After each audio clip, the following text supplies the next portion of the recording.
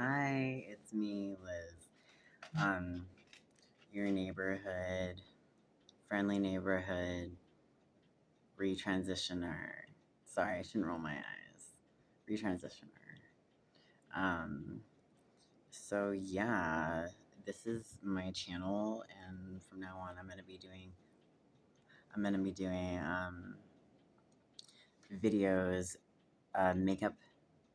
makeup, murder, and mystery videos or something. I'm making it up as I go. Let's go. All right. But anyways, I wanted to talk about the story of Issei Sagawa. Issei Sagawa. He was born in April of 1949. And this bitch, okay, he killed and ate this bitch in Paris when he was at university. Um, and yeah, he's living his life now, and he's free. This is real. You should be a little scared if you live in Japan. I think that's where he still lives. But yeah. So let's get started. Oh my god. Okay. I have no idea what I'm doing. Here we go. Okay. So Issei Sagawa.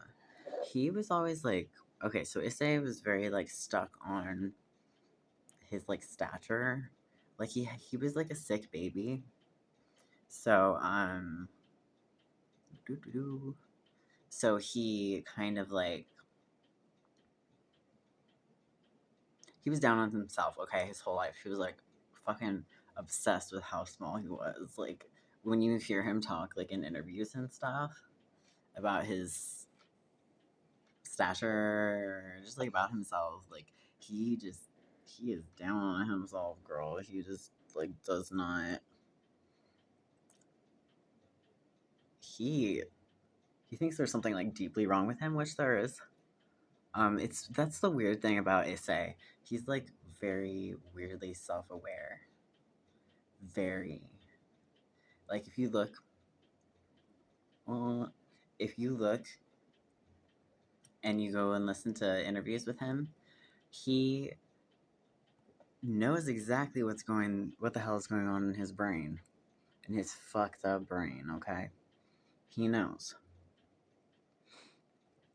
God, I usually do my makeup pretty fast, so whatever. But so anyway, he knows how fucked up he is. Okay, like he's always like talking about how he's like small, like a little monkey. Like he says that a lot. Like if you look at pictures of him as a child, yes, this is an accurate depiction of what he looks like. But why you gotta be so down on yourself? I don't know. Weird. Anyways, I got an Adam's apple. You don't got me crying about it. Don't see me crying about it. You know what I'm saying? There's nothing wrong with that, actually. Sorry. Obviously. Why am I apologizing? What is happening? Okay, so this is what I do. I slather my cover on everything, basically. Ooh, girl, it's a lot. It looks so good though in this light, in this video. Oh my god, fucked up my eyebrow. Whatever. Um. So yeah, Issei is a fucked up human being. So here's the deal. He goes to Paris. This is when he starts studying at university. Very, very classy university, very fancy university. Um, and he meets Renee Harvault. And I'm pretty sure she was she was also studying in Paris. She wasn't from Paris, but she was from the United Kingdom. I'm like 90% sure, like more than 90% sure. I'm pretty sure. Anyways, And they were friends. They were friends. Like, honestly, though, TBH, high key, low key, high key. Um, I think that just like from the stories that ISSEI said, like he was paying her to be friends with him. That's pretty sad. Okay, not that I feel bad for him or anything at this point, but whatever. Um, so ISSEI, right? Um, this bitch, okay. ISSEI is that university. Let's get to it, okay? Is that university? He is paying Renee to like study with him, to hang out with him, to like go dancing with him, to do, like whatever. More power to you. But then he invites her over one night to, read this line of poetry for him for some like assignment that he had. That was his like excuse for having her over. And then the bitch, oh, ISSEI, he has her read a line of poetry that is about cannibalism, and he shoots her in the back of the fucking head. I remember him saying, like, you can't, I, okay, so this bitch, like, ISSEI, he was like, honestly, if I had been able to ask, like, been brave enough or, like, able to ask for her, like, pubes and like weird shit like that, like he probably wouldn't have had to kill her and do that, which is weird in itself. I don't know. He said that it would have satiated his needs enough, but anyways, um, anyway, that didn't happen. He shot her in the back of the fucking head, and then he proceeded for over the next like 3 days to eat her with condiments. There was a lot of mustard being thrown around. Okay, you can't trust people who use too much mustard, as I have been told. Um.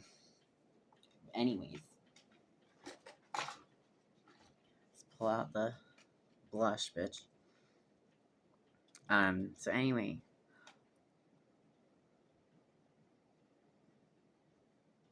Whew. Um.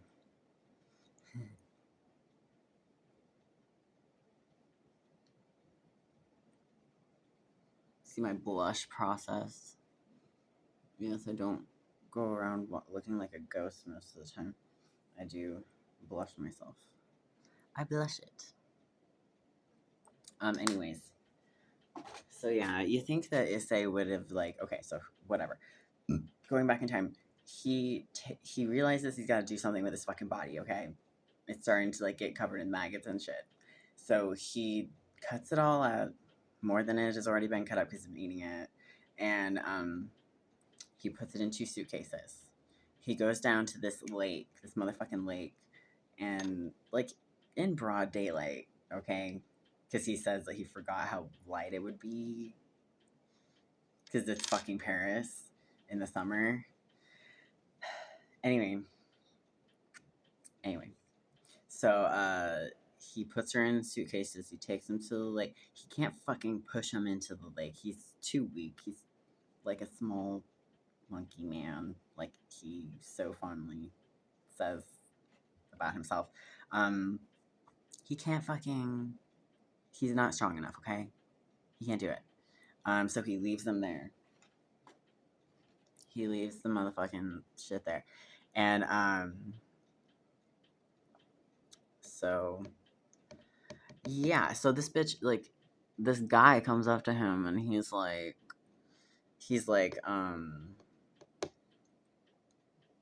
what is he like?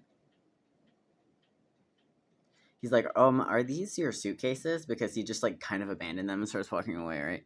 And ISSEI was like, no. And he like walks away slowly, continues walking away slowly. And then the guy, like, he's like curious about these suitcases, so he opens them up and he's like starts screaming and he's like, murder, murder, right? And yeah, it's pretty traumatizing, because he obviously sees the body parts and shit. Poor guy. Anyway, gotta get my shit.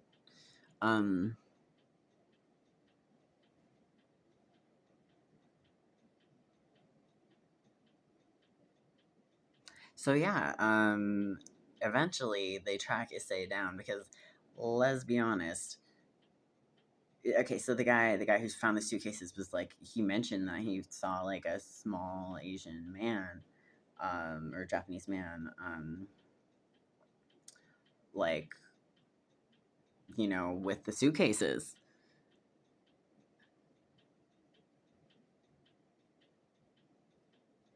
Um, and the and it's not hard to find this guy. Okay, he's studying in Paris. He's abroad. He's not from there. Okay, they find him. It's not that hard. Anyway, and then what the fuck else happens? Anyway, they find him, and you think, okay, so he goes away. He goes to like this. They put him like the UK. I'm sorry, United Kingdom and Japan are like going back and forth. They're like, fuck, what do we do with this crazy ass bitch? And then they end up sending him from this like mental health facility back to Japan, and they assume that Japan's gonna fucking deal with it, and that they're gonna put him away forever, like, obviously, because he's a fucking cannibal murderer. So, but they don't, because Daddy pulls some strings, and there you go. He's got he's got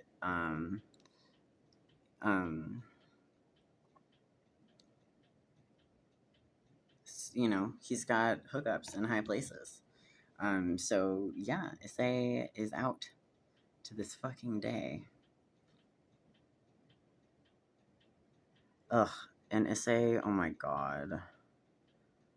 He did porn. He did porn that was like based on what fucking happened. Like around it. How fucking disgusting is that, dude? Like, honestly, those like porn people who hired him, special place in hell. You know what I mean? You know?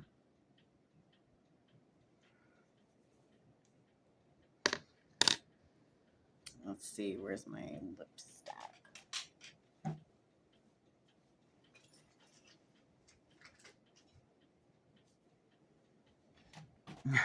So that's a crazy ass story, right? Did I leave anything out? I mean, there's a lot that goes into that story, so of course I left shit out, but damn, you know? So interesting point. ISSEI's brother also claims to have sexual cannibal fantasies. And like, that is so weird. And like, okay, hold on. Because like,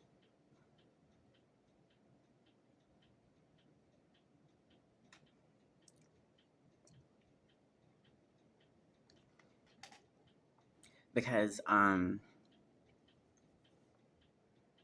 they used to play this game with their uncle, and it involved like, basically it's like a Hansel and Gretel story, but like I think it fucked them up, and like maybe they were abused during it or something. I don't know what to tell you, but like something was not right. Something was out of the norm. But yeah, that is the story of ISSEI Sagawa, who is free to this fucking day. Let's finish this makeup up.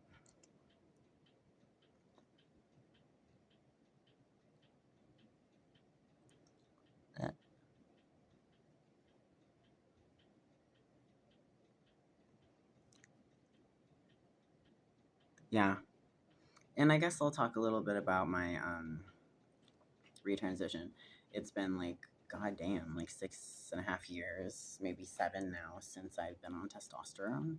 And a lot of changes have happened. A lot of things have reverted. A lot of things will never change. If you guys have any questions for me, you can go ahead and ask them. I'm an open book, basically.